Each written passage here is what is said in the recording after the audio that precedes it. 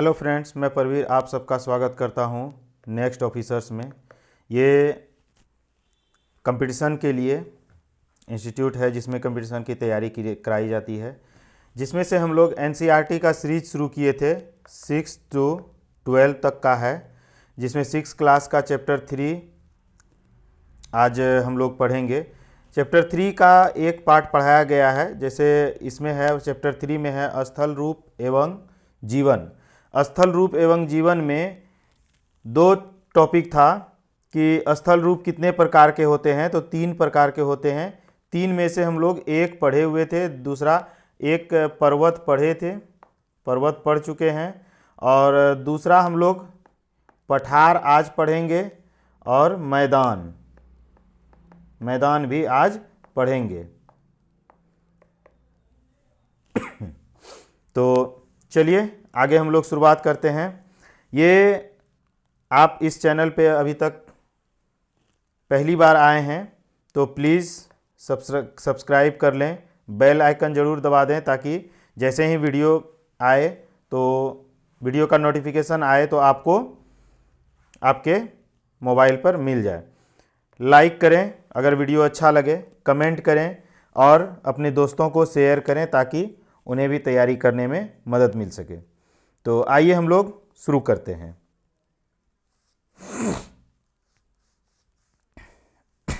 ये हम लोग उसके बारे में जाने थे उस दिन कि इससे पहले वीडियो में हम लोग जाने थे कि इसका 3 भाग होता है, पर्वत होता है, ठीक है, उसके बाद ये पठार होता है, फिर मैदानी भाग होता है।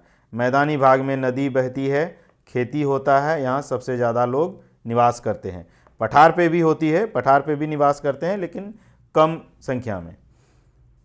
ये पर्वत के कुछ मुख्य जो हैं पूरे वर्ल्ड के बड़े बड़े पर्वत जैसे माउंट एवरेस्ट हैं, माउंट ओकांगुआ है, किलिमंजारो है, माउंट बेकाल है, ठीक है। ये सब कुछ कंचनजंगा है, माउंट विश्व के 6 पर्वत हैं जो जिसका चित्र यहाँ पे दिखाया गया था। और उसकी सापेक्ष जो ऊंचाई है उसका एक चार्ट पे दिखाया गया है कि कौन सा हिमालय की कौन सा पर्वत का कितनी ऊंचाई है। इसके बाद पर्वत पर परिवेश जो वहाँ पर कैसे लोग रहते हैं, किस तरह के पर्वत पे किस तरह के जीव जंतु रहते हैं, उनके कुछ चित्र दिखाए गए थे। जो तेंदुआ था, याक था, पहाड़ी भालू था, ठीक है, उनके भी दिखाए गए थे। और यहाँ पे सीढ़ीनुमा खेती होती है, इनके बारे में भी हम लोग पढ़े थे। सीढ़ीनुमा खेती को ही वेदिका बोला जाता है, वेदिका कृषि। तो ये हम लोग उस दिन जाने थे। और आज इनका आकस्मिक रूप से, जैसे आकस्मिक बाढ़ आती है, भूस्खलन आता है, ठीक है, और हिमपात आता है, ठंडा मौसम हो गया, बादल का फटना हो गया, भारी हिमपात होता है। तो ये सब चीज़ हम लोग उस दिन देख चुके हैं।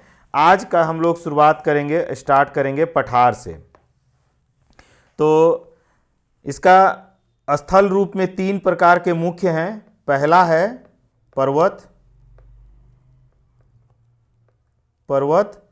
दूसरा है पठार और तीसरा है मैदान। तो आज हम लोग अभी पठार के बारे में जानेंगे, फिर मैदान के बारे में। तो पठार जो है, पठार एक ऐसी स्थलाकृति है जिसके आसपास भूमि से उठा हुआ होता है, ठीक है, और इसकी प्रायः सतह जो है सपाट होती है। जैसे मान के चलते हैं ये पर्वत है, ये पर्वत जो होता है, पर्वत का जब यहाँ तक अगर उसका इरोजन हो जाए, अगर वो इरोजन होके इस तरह का हो जाता है, तो ये जो पर्वत का ऊपर का सपाट वाला एरिया है, और यहाँ से नॉर्मल ये जो है मैदानी भूमि है, इस मैदानी भूमि से ये उठा हुआ है और ये ऊंचाई पर बसा हुआ है। इसी को हम लोग पठार बोलते हैं। ये समतल जमीन से ऊंचा होता है और पहाड़ से छोटा होता है। ये कभी न कभी पहाड़ का ही एक भाग होता है जो आगे चल के इरोजन के कारण अपर्दन के कारण वो धीरे धीरे वो नुकीले जगह से उसका ये छोटा हो जाता है। जैसे ये था तो ये ख़त्म होके अभी इतना बचा है, तो ये पठार के रूप में इन्हीं को हम लोग जानते हैं। इसका ढलान जो है, इसका पार्श्व जो ढलान होता है, इसका साइड जो है ये ढलान का होता है, ठीक है। इसका इतिहास कुछ इसके इतिहास के संदर्भ में अगर देखें तो ये नवीन और प्राचीन दोनों हो सकता है। पर ये जो है कुछ नए भी हो सकते हैं पठार और कुछ पुराने भी हो सकते हैं। जैसे तिब्बत का पठार, पठारों में दो प्रमुख है, तिब्बत का पठार और विश्व में सबसे, यह तिब्बत का पठार विश्व में सबसे बड़ा और सबसे ऊंचा पठार है। और दक्षिण का पठार दूसरा है, दक्षिण का पठार, ये इसकी पठार की ऊंचाई, इस कोई भी पठार की ऊंचाई 100 मीटर से लेकर के 1000 मीटर तक होती है। इसके बाद अगर कुछ ध्यान रखने वाली बातें देखें तो तिब्बत का पठार का औसतन ऊंचाई है 4500 मीटर। तिब्बत का पठार का औसतन ऊंचाई लगभग 4500 मीटर है और इसको विश्व की छत भी कहा जाता है। इसको विश्व का छत भी कहा जाता है। पूर्व से पश्चिम तक ये 2500 किलोमीटर है। एक साइड से अगर पश्चिम से पूर्व की अगर देखें तो ये 2500 किलोमीटर लंबा है। 2500 किलोमीटर लंबा है ये, ठीक है। और मध्य और दक्षिण भारत में, दक्षिण भारत के दक्कन का पठार विश्व के सबसे पुराने पठार में से एक है। मध्य भारत में जो दक्कन का पठार है वो जो है विश्व का सबसे पुराने पठारों में से एक है, जिसकी कई लाख वर्ष पहले ज्वालामुखी सक्रिय हुआ था, ज्वालामुखी विस्फोट हुआ था, सक्रिय हुआ था। उसी कारण से ये बना हुआ पठार है। पठार का निर्माण भूकंप से, ज्वालामुखी से, या ज्वालामुखी जब दोबारा सक्रिय होता है उस वजह से, या प्लेट विवर्तनिकी की वजह से, जब दोनों प्लेट एक दूसरे से टकराती है या घर्षण होती है, जो भूकंप का वजह बनता है या ज्वालामुखी का वजह बनता है। इन सभी कारणों से भी पठार का निर्माण होता है। पठार जो है खनिज का प्रचुर ये होता है, प्रचुर मात्रा पठारों में पाई जाती है। खनिज का भंडार भी उनको कहा जाता है ना। खनिजों का भंडार गृह भी कहा जाता है। किनको? पठार को। पठार को विश्व का छत कहा जाता है, खनिजों का भंडार गृह भी कहा जाता है ना। पठारों में खनन मुख्य गतिविधि है। अब खनिज है तो खनन तो होगा, इसीलिए पठारों में मुख्य गतिविधि क्या होता है? खनन होता है। और विश्व की सबसे बड़ी खानें पाई जाती है, जहां पर विश्व की सबसे बड़ी खानें पाई जाती है। उदाहरण के लिए पूर्वी अफ्रीका का पठार, जहां पे सोना हीरा का खान पाया जाता है। पूर्वी अफ्रीका का पठार पे सोना और हीरा का खान पाया जाता है। और भारत के छोटा नागपुर के पठार में लोहा, कोयला और मैग्नीज प्रचुर मात्रा में पाया जाता है। भारत में जो छोटा नागपुर का पठार है वहां पे लोहा, कोयला और मैग्नीज प्रचुर मात्रा में पाया जाता है। अगर अभी तक चैनल पे बने हैं तो प्लीज़ नेक्स्ट ऑफिसर चैनल को सब्सक्राइब कर लें, बेल आइकन को दबा लें ताकि वीडियो जब भी आए आपको मिल सके। लाइक करें, कमेंट करें, अपने दोस्तों को शेयर करें ताकि उनको भी पढ़ाई में मदद मिल सके। चलिए आगे देखते हैं। विश्व भर में पठारों का पर्यावरण जो है बहुत विविधतापूर्ण है, बहुत अलग अलग है। जैसे पठारों में चट्टानी मिट्टी पाई जाती है। पठार तो पहले से ही पर्वत का एक छोटा एक भाग रहा होता है, तो वहाँ पे चट्टानी मिट्टी ज़्यादा पाया जाता है, जिस कारण से यहाँ का भूमि उपजाऊ नहीं होता है, कम उपजाऊ होता है। जैसे ये देख सकते हैं, तो पहाड़ का ही कटा हुआ भाग होता है, या अपर्दन के कारण वो ऊपर समतल हो गया हो, या थोड़ा उसका नुकीला कम भाग हो जाता है, इसीलिए वहाँ पे पठार बनता है। तो पठार में क्या होता है कि चट्टानी मिट्टी पाई जाती है, इस वजह से यह कम उपजाऊ होता है। और कम उपजाऊ होने के कारण पठार पर कृषि कम होती है, कम अनुकूलित होती है, कृषि करना वहां पर उतना संभव नहीं हो पाता है।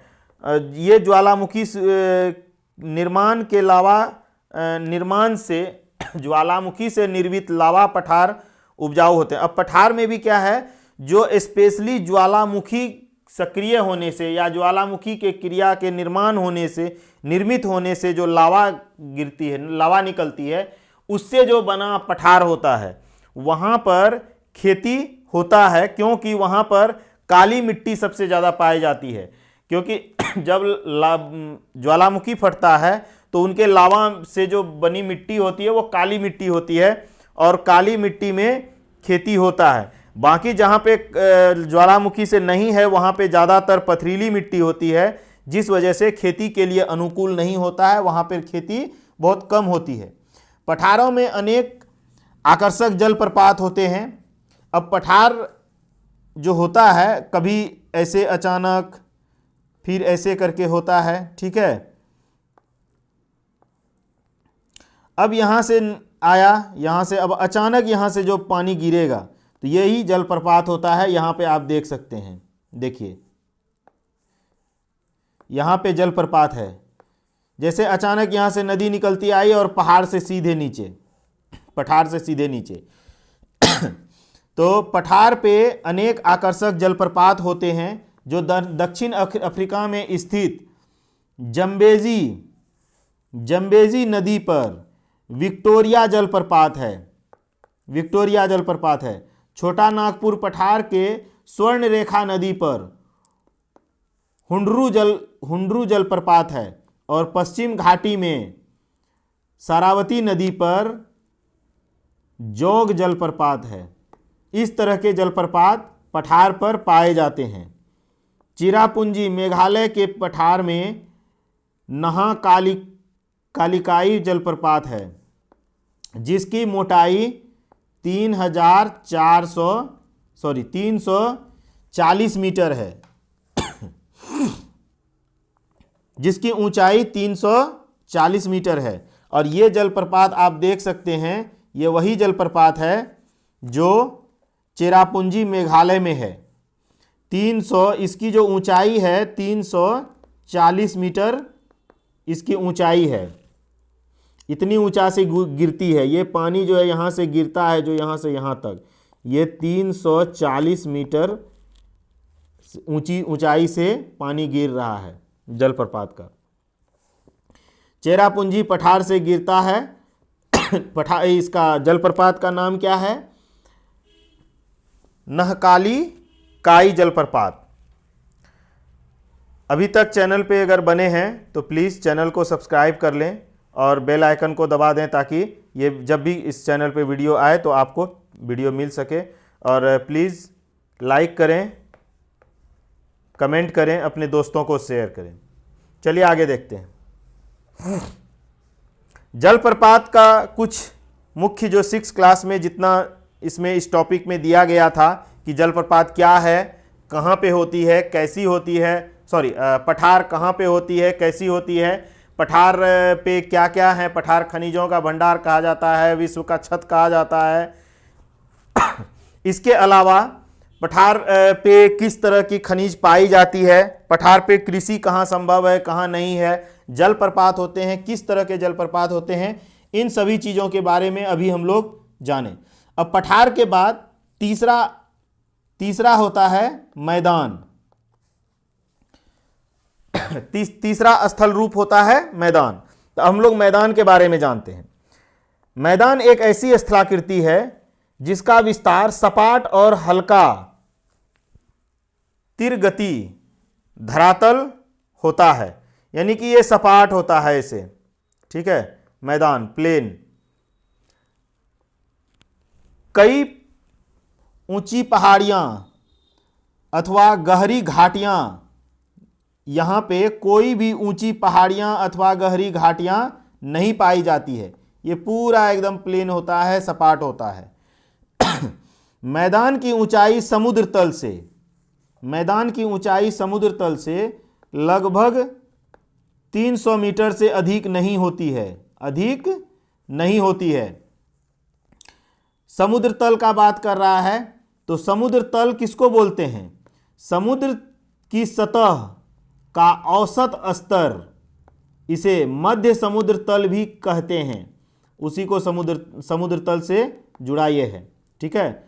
समुद्र तल का औसत स्तर जो होता है, जैसे समुद्र की ये ऊपर का सतही है और ये समुद्र का जमीनी तल है, ये दोनों का बीच का जो औसत होगा इसी को समुद्र का औसत स्तर बोलते हैं। और समुद्र तल इसको समुद्र तल बोला जाता है। चलिए, पृथ्वी श्रृंखलाओं से पर्वत श्रृंखलाओं से निकलने वाली नदियां की बाढ़ से निर्मित ये समतल भूमि होता है। जब कोई भी पर्वत श्रृंखला है, कई सारी पर्वतें होती है, जैसे ये हुआ, ठीक है। अब यहां से कोई नदी निकल रही है, ये नदी निकल रही है, ठीक है। अब यहां से जो बाढ़ आएगा, इनमें कई सारी नदियां मिलती जाएगी। अब इन कई सारी नदियों के कारण जो ये वाला एरिया, उसके नदी के चारों साइड का जो एरिया होगा, यही उसका होगा मैदानी क्षेत्र, ठीक है। बाढ़ के एरिया निर्मित ये समतल भूमि होता है, बाढ़ से निर्मित समतल भूमि होता है। यहां पर नदी रेत, चट्टान के कण, गाद एकत्र करती है। जैसे कहीं से जो है, जब नदी पहाड़ से गिरती है तो वहाँ से वो चट्टानें, क्या बोलते हैं कि रेत, जो बालू होता है वो, और वहाँ का जो कीचड़ मड होता है, गाद होता है, उनको वो इकट्ठा करती है, एकत्र करती है और लेके चलती है। साथ में जब वहाँ पर समतल जमीन पर जाती है, तलछटी पर, उसके किनारे पर वो जमा कर देती है ना, तलछटी पर अपने साथ बहाकर समतल भूमि पर लेके जमा कर देती है। यही मिट्टी जो होता है मैदान पे उपजाऊ होता है। ये मिट्टी जो होता है, जो नदी के चारों साइड जब बाढ़ होता है वहां पे जब छोड़ देती है, निक्षेपित कर देती है, वो जब हम लोग नदी की क्रियाएं पढ़ेंगे तो उसमें हम लोग जानेंगे कि नदी कैसे कहीं से अपर्दन करती है और उसको ढो के लाती है और कहीं पे निक्षेपित कैसे कर देती, छोड़ देती है। इससे ये भूमि बहुत उपजाऊ हो जाता है मैदान का। तो मैदान सभी प्रकार के फसलों को उपजाने के लिए उपयुक्त होता है, क्योंकि यहाँ की मिट्टी इतनी उपजाऊ होती है कि सभी प्रकार की फसलें उगाई जा सकती है।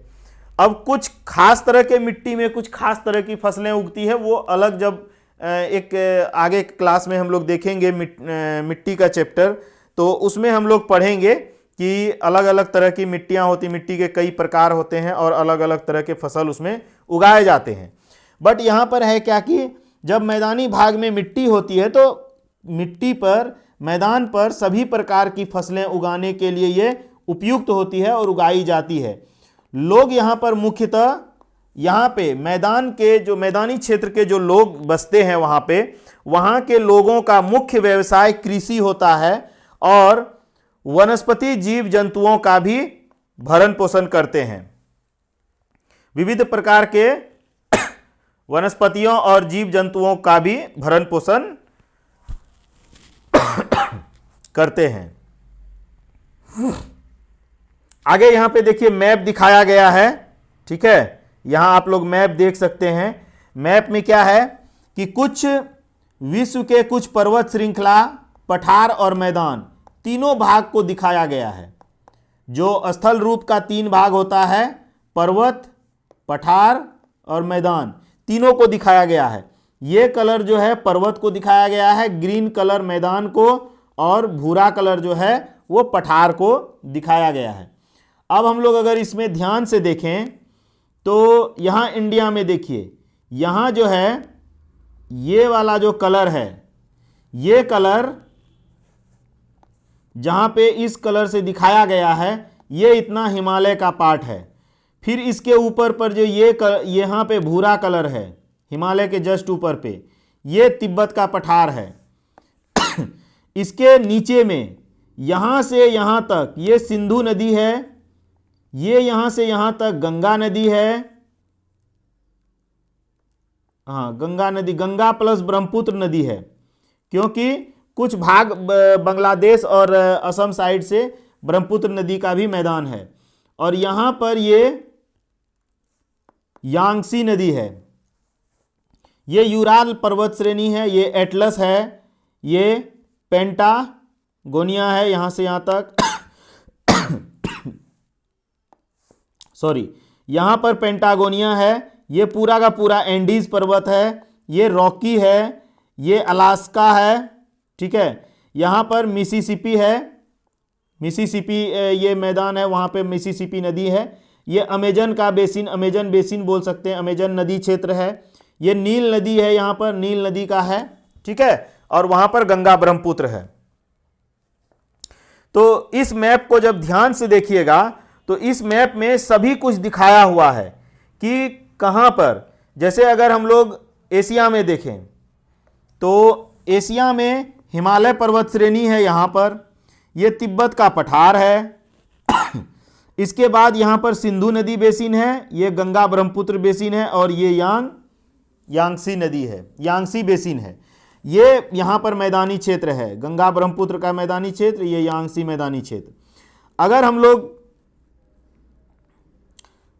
अमेरिका में देखें, उत्तरी अमेरिका और दक्षिणी अमेरिका में, तो यहां पर एंडीज पर्वत श्रृंखला है, अमेजन नदी का बेसिन है, यहां पर मैदान है, यहां पर मिसिसिपी का मैदान है, ये रॉकी पर्वत श्रृंखला है, ये एटलस है ना।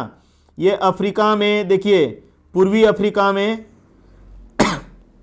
ये पूर्वी अफ्रीका का पठार है, ये नील नदी जहां पर है वहां पर नील नदी का मैदान है। तो ये पूरे विश्व में कुछ इंपोर्टेंट बेसिन है, जो मैदान है, और कुछ महत्वपूर्ण पर्वत श्रेणी है और पठार भी दिखाए हुए हैं। आगे हम लोग देखें तो ये देखिए उपग्रह से लिया हुआ गंगा मैदान का गंगा का मैदान का चित्र है। यहां अगर हम लोग गौर से देखें तो देख रहे हैं, यहां से नदी इधर से आई है, ये ऐसे ऐसे ऐसे करके गंगा नदी ये जा रही है। यहां देखिए, ये इनकी सहायक नदियां हैं, गंगा की ये सहायक नदियां हैं।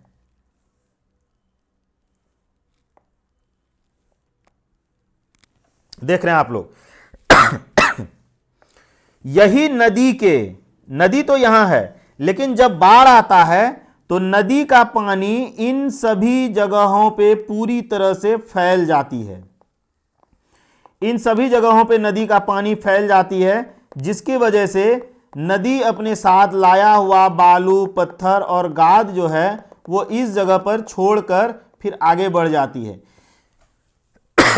इसीलिए इस जगह पर एक समतल मैदान बन जाता है या समतल मैदान बन गया है, और यहां की मिट्टी सबसे ज्यादा उपजाऊ है और सभी तरह की खेती करने के लिए उपयुक्त है। अगर हम लोग ये उजला वाला, व्हाइट वाला पार्ट देखें तो ये क्या है, ये हिमालय पर्वत है,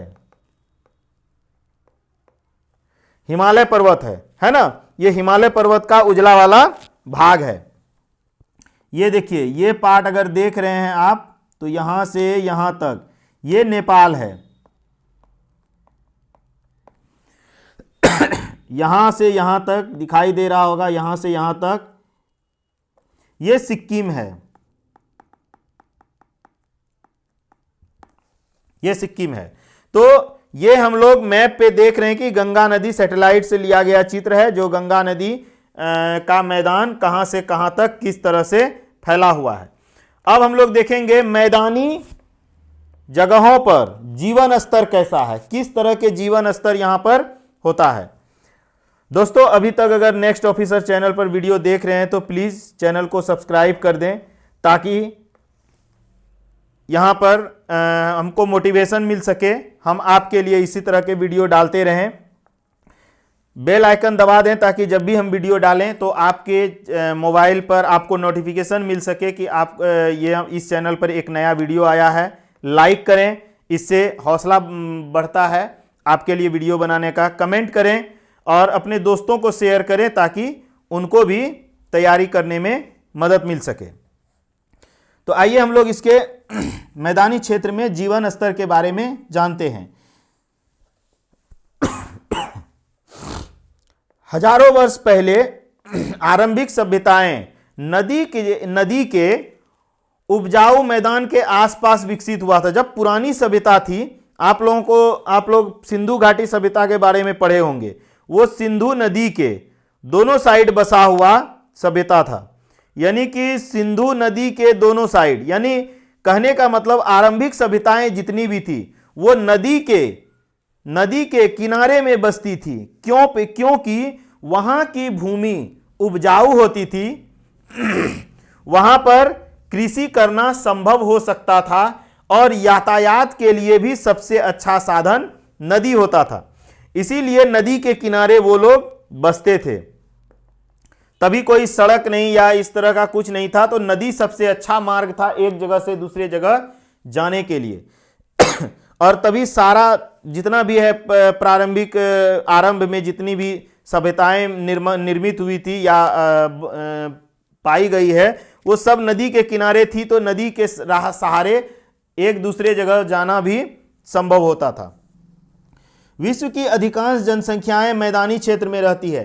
पहाड़ी क्षेत्र में रहती है बहुत कम, उससे थोड़ा ज्यादा पठारी क्षेत्र में, लेकिन सबसे ज्यादा लोग घना आबादी मैदानी क्षेत्र में रहती है। क्योंकि यहाँ की भूमि उपजाऊ होती है और यहाँ पे सभी तरह की सुख सुविधाएं मिलना संभव होता है, तो लोग यहाँ पे रहना ज्यादा पसंद करते हैं। भारत की कुल जनसंख्या का 1/4, यानी कि कुल जनसंख्या का 1/4 लगभग 40 करोड़ 40 करोड़ की जनसंख्या भारत की गंगा नदी मैदान क्षेत्र में रहती है। भारत की गंगा का जो मैदानी क्षेत्र है, जिसको अभी हम लोग देखे थे, वहां पे रहती है। और ये खास करके मैदानी क्षेत्र जो है, ये खास करके किस किस स्टेट में है? ये यहां पे यूपी है, उसके बाद यहां पर बिहार है, यहां वेस्ट बंगाल है,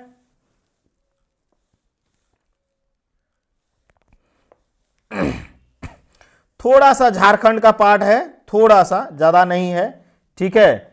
इसके बाद यहां है थोड़ा सा मध्य प्रदेश का भी पार्ट आता है, लेकिन ज्यादा नहीं। ज्यादातर यूपी, बिहार और थोड़ा मध्य प्रदेश का भाग, इन सभी जगहों पे ही फैला हुआ है। अगर हम लोग आगे देखें तो विश्व के और मैदानी क्षेत्र का मुख्य रूप से व्यवसाय क्या है? कृषि है और मत्स्य पालन है। मत्स्य पालन क्यों है? नदी के आसपास में बसे हुए लोग हैं, तो यहां पर मछली पकड़ते हैं, मछली का पालन करते हैं और उनका व्यवसाय करते हैं मछली का। कृषि में यहां पे चावल, गेहूं, मक्का और मोटे अनाज जैसे ज्वार, बाजरा, रागी का फसल की उगाई की जाती है इस मैदानी क्षेत्रों में। साथ ही साथ कपास, जूट, सन जैसी रेशेदार फसलों की भी उगाई की जाती है। परंपरागत कृषि मुख्यतः वर्षा पर निर्भर होता है। जो परंपरागत कृषि है ना, वो मुख्यतः वर्षा पर निर्भर होता है। जब वर्षा होती है तो पानी उसके लिए अच्छी मिल पाती है, जिस कारण से खेती हो पाती है। वर्षा जल से फसलों को जल मिलता है, किंतु हाल ही में कुछ दशकों में क्या हुआ है कि नहरों का जाल नेटवर्क द्वारा बिछाया गया, नेटवर्क टाइप का, मतलब नहर का जाल बिछाया गया है हर सरकार के द्वारा, भारत सरकार और अलग अलग देशों के द्वारा। अब यहाँ पे गंगा नदी की बात हो रही है, तो यहाँ पे नहरों का जाल बिछाया गया, जिस वजह से यहाँ पर फसलों को उगाना और उसकी सिंचाई करना संभव हो पाया। लेकिन कुछ ये भी है कि सिंचाई सिर्फ नहरों के साथ साथ, नहरों से ही नहीं बल्कि भूमिगत जल और पंप के द्वारा भी, जमीन से भूमिगत जल को निकाल कर भी खेत की सिंचाई करने में वृद्धि हुई है इन कुछ सालों में, जिस वजह से सिंचाई से कृषि सिंचाई से कृषि उत्पादन में तो वृद्धि हुआ है, खेती तो हो रही है, परंतु भूमिगत जल का स्तर बहुत ज़्यादा गिर चुका है, जिस वजह से पानी का लेयर घटता जा रहा है और ये आगे चल के इसकी संकट आ सकती है। इस क्षेत्रों में कृषि के भविष्य को लेकर चुनौतीपूर्ण स्थिति उत्पन्न हो गई है। अब बहुत सारे जगह पे पानी अभी भी जमीन के लेयर से बहुत नीचे जा चुका है, जहां पे अब कृषि करना संभव नहीं हो पा रहा है, क्योंकि पानी का लेयर घट गया। इसीलिए भूमिगत जल से ज्यादा सिंचाई नहीं करनी चाहिए। ये आगे हम लोग और देखेंगे। गंगा मैदानी भागों को प्रभावित करने वाले कुछ अन्य समस्याएं हैं, जैसे बाढ़। अब गंगा मैदानी क्षेत्र में जब बाढ़ आता है ना, तो चारों तरफ का एकदम मैदान फ्लैट एकदम बाढ़ से पानी पूरा भर जाता है, जिस वजह से यहाँ की जनसंख्या, यहाँ पर जो जनसंख्या रहती है वो बहुत अस्त व्यस्त होती है और उनके कारण से बाढ़ की वजह से यहाँ पे प्रदूषण भी ज़्यादा होता है। और बढ़ती जनसंख्या जो है यहाँ का सबसे बड़ा, गंगा मैदान की क्षेत्र का को प्रभावित करने वाले सबसे ज़्यादा क्या है? बढ़ती हुई जनसंख्या और साथ में प्रदूषण। अब जनसंख्या बढ़ेगा तो प्रदूषण होगा। चाहे पर्वत हो या मैदान, विश्व में बहने वाली नदियां बहुत से सांस्कृतिक मूल्यों का वहन करती है। अब पर्वत हो या मैदान हो, एक चीज ध्यान रखिएगा, जब पर्वत, चाहे पर्वत के किनारे बसा हुआ हो या नदी के किनारे बसा हुआ लोग हो, वो विश्व की पर्वत और नदियों पे जहाँ पे भी लोग बसते हैं वो विश्व की बहुत सारी सांस्कृतिक मूल्यों वर्ग का वहन करती, मतलब उनको वो संभाल के रखती है, सांस्कृतिक बहुत सारी चीज़ों, क्योंकि लोग वहाँ रहते हैं तो वहाँ से संस्कृति जुड़ी होती है। बहुत सारे समुदाय नदी के स्रोत और एक दो नदी के संगम स्थल को पवित्र स्थल मानते हैं। जैसे बहुत सारे समुदाय हैं जो किसी नदी को, जैसे गंगा नदी को यहाँ पे एक पवित्र नदी माना जाता है, उसी तरह से कभी दो नदी के संगम, जैसे दो नदी मिलता है, जैसे यहाँ पे अभी हाल ही में यूपी में महाकुंभ हुआ था जहाँ पे 3 नदी मिलती है, यमुना, गंगा, यमुना, सरस्वती, तीनों का संगम है। कहाँ पर? यूपी में, प्रयागराज में, जहाँ पर कि महाकुंभ अभी आयोजित हुआ था। तो 2 नदियों का संगम को, या 3 नदियों का संगम, संगम मतलब जहाँ पे 2 तरह के नदी या 2 तरह के रोड, 2 तरह के सड़क एक जगह पे मिलते हों, उसी को संगम बोला जाता है। उस जगह को पवित्र माना जाता है। भारत में इन स्थानों पर बहुत सारे त्योहार या समारोह मनाई जाती है, धर्म कृति किए जाते हैं। जैसे अभी बताए थे महाकुंभ के बारे में, तो ये 3 नदी का संगम क्षेत्र है जहां पर महाकुंभ आयोजित हुआ था। मैदान में हल्की ढलान होती है, जैसे ये इस तरह से हल्की ढलान होती है, हल्का हल्का नीचे जाता रहता है, ताकि वहाँ नदी को नौका संचालन या सुगम होता है। वहाँ पर नदी में, जैसे ये नदी है, ठीक है, यहाँ पे नाव होते हैं, जो नाव से चलना यहाँ पर लोगों को आसान होता है, नाव को चलाना आसान होता है, सुगम होता है। से एक जगह, अब नाव से क्या होता है कि वहाँ से आवागमन, अभी बताए थे कि नाव से आने जाने का मार्ग सबसे अच्छा माना जाता था। एक स्थान से दूसरे स्थान जाने के लिए नदी मार्ग का व्यापक रूप से प्रयोग करते थे पुराने जमाने में। आज भी करते हैं लेकिन कम करते हैं, बस समुद्र में ज़्यादा होता है, नदी में थोड़ी कम हो गई क्योंकि सड़क अभी बहुत अच्छे तरीके से फैल चुका है। आज भी गंगा नदी के किनारे ऐसे स्थान हैं जहां लोग आने जाने के लिए नौका का ही प्रयोग करते हैं, नाव का ही प्रयोग करते हैं। संगम स्थल के बारे में बताया गया कि 2 या 2 से अधिक नदियों के मिलने के स्थान को संगम स्थल बोलते हैं।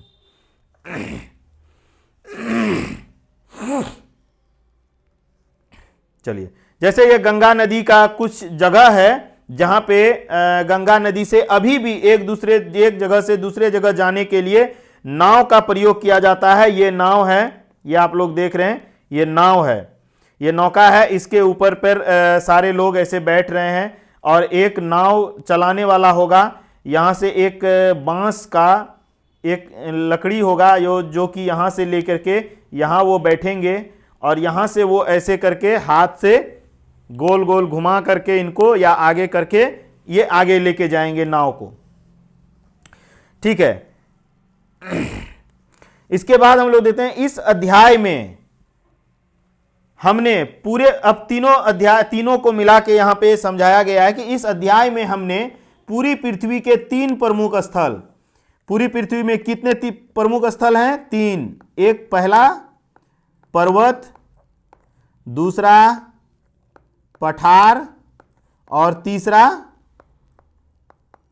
मैदान स्थलों के बारे में समझा है। और विशेषज्ञों,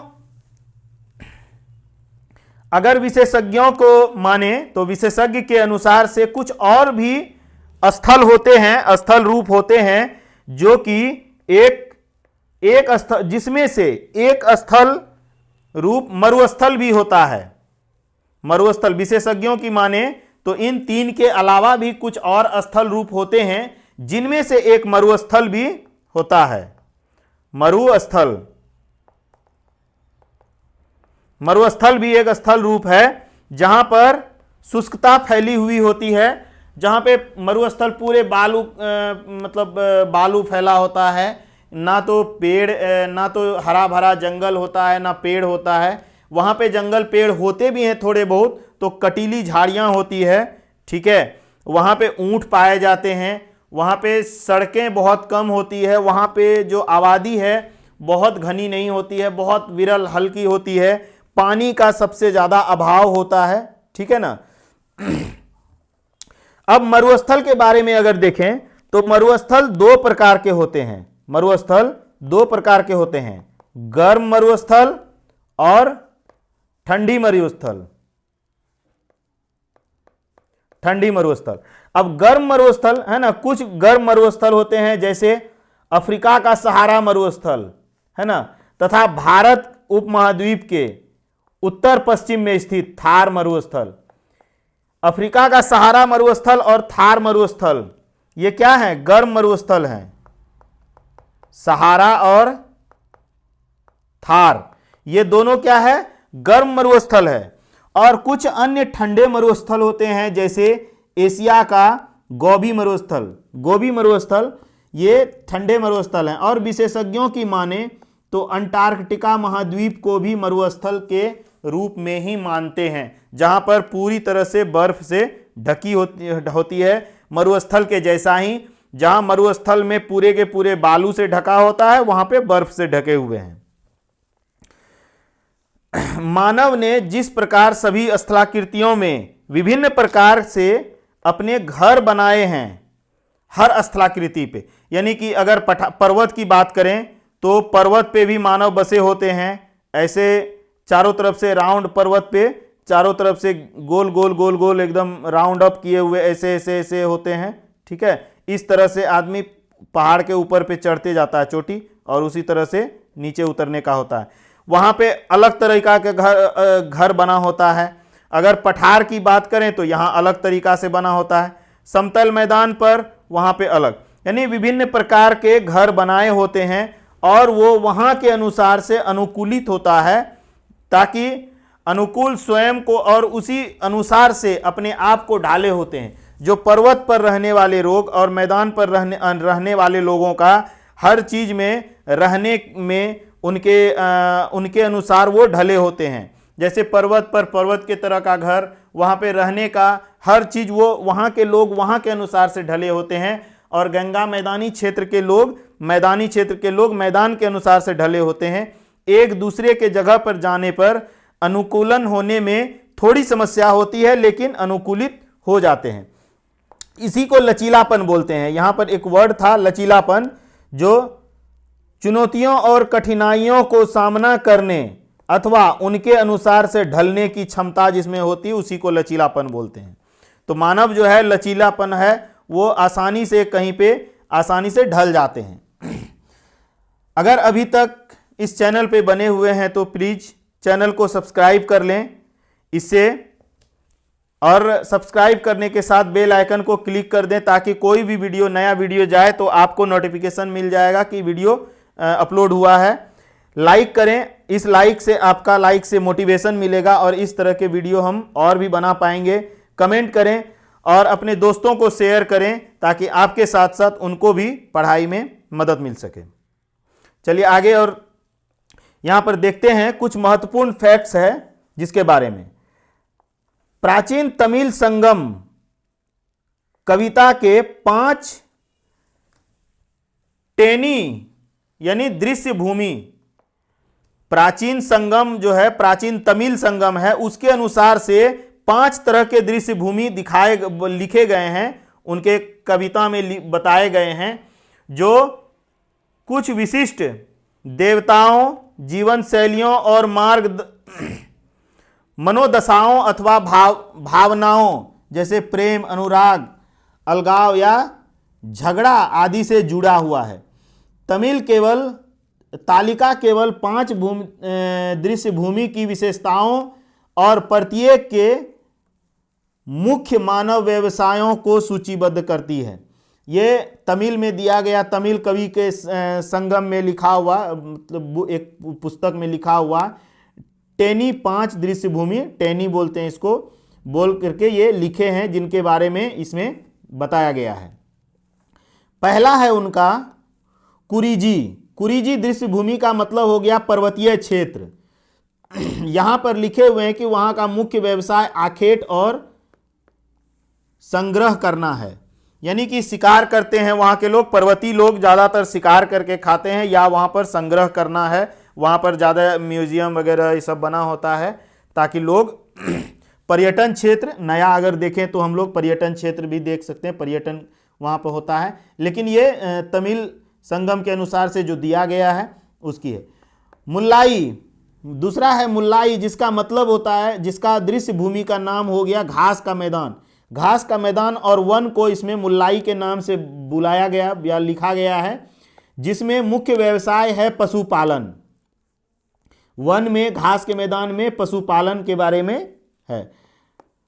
मरुदम, तीसरा जो लिखा है दृश्य भूमि मरुदम, इनका अर्थ हुआ उपजाऊ कृषि के मैदान, यानी मैदानी क्षेत्र जहां पर मुख्य व्यवसाय कृषि है। नेदल तटीय क्षेत्र है जहां पर मत्स्य पालन और समुद्री यात्रा। नेदल मतलब तटीय क्षेत्र, नदी के किनारे वाला क्षेत्र, तट मतलब किनारा, नदी के किनारे वाला क्षेत्र जहां पर मत्स्य पालन और समुद्री यात्रा वहां का मुख्य व्यवसाय है। पालो मतलब शुष्क हो गया, मरुस्थल हो गया, जैसे मरुस्थल जैसे प्रदेश, शुष्क और मरुस्थल जैसे प्रदेश, जैसे वहां पर मुख्य व्यवसाय क्या है, घुमंतु और युद्धरत। वहां पे ज्यादातर लोग मतलब युद्ध टाइप के करके खाते हैं कि एक दूसरे से छीन के या ये करके, और दूसरा घुमंतु, चलते रहते हैं, उनका कहीं एक अस्थाई घर नहीं होता, अभी यहाँ है, कभी वहाँ है, कभी वहाँ है, चलता रहना उन्हीं का जीवन है। अब अगले चैप्टर में बढ़ने से पहले हम लोग कुछ फैक्ट्स को देख लेते हैं। स्थलाकृति 3 प्रकार के हैं, स्थल रूप 3 प्रकार के हैं, पर्वत, पठार, मैदान, ठीक है। भौतिक विशेषताओं और पर्यावरण बहुत अलग अलग प्रकार की होती, दोनों जगह का भौतिक विशेषता अलग अलग होता है और पर्यावरण अलग अलग होता है तीनों जगहों का। अगर विशेषज्ञ के माने तो चौथा एक शुष्क और मरुस्थल भी होता है, जिसमें से मरुस्थल भूमि होती है।